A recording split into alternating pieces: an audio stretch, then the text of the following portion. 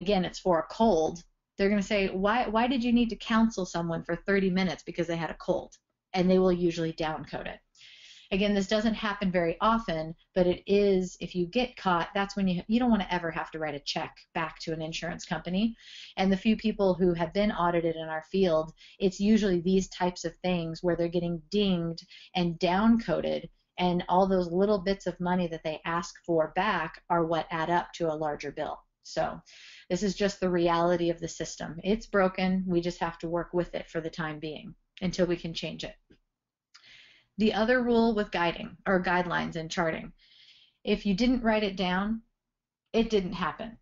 You could listen to someone's heart and lungs, every single patient who walks in the door, you listen to their heart and lungs, but if you don't write it down, it didn't happen. Same thing goes if you talked about their labs with them, you reviewed their CBCs and their ferritin levels and all of that information, but you don't actually write down that, yes, I reviewed their CBC, it was all normal, ferritin was low at 22, you need to make a note of that in the chart note for that day's visit, or it's as if it didn't happen. And as we look at medical decision making, you'll see that discussing labs, discussing results, that all adds up to the complexity in the case. So it becomes very important to write those things down or type them, or create the template in your EHR or on your paper chart note so you can check the box, make a little notation so it is not just checking the box every single time you see someone, and then your chart notes are going to incidentally be much more complete. So make sure you're getting paid for all the work you're doing. And if you're not doing these things, then there's a piece where you probably should start going over all those labs, and I'm sure all of us are already doing that. So the overall landscape in insurance, the first thing to remember is we're not the big fish. We typically, as NDs, are not billing in the hundreds of thousands of dollars to each insurance company.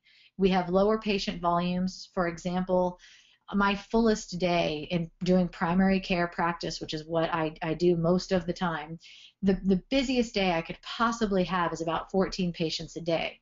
My husband works for one of the large medical systems here in Seattle, and their primary care docs see on average 25 patients a day. So just by sheer numbers, they're seeing double the patients I do on any given day. So the amount that they're billing out is far higher than mine ever is. Insurance companies are typically going to go after the big fish when they're looking to recoup money.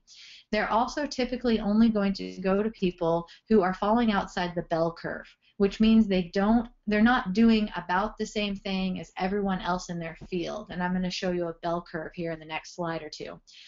And those docs who I know in our field who have been audited were doing things very incorrectly, almost all by accident, but they was still incorrect.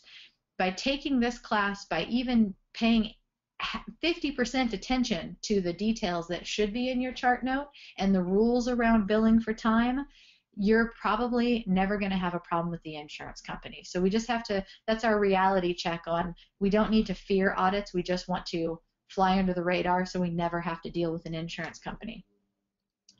What insurance companies are preoccupied with is medical necessity. And this is really difficult. This is not what we deem medically necessary in our naturopathic mindset.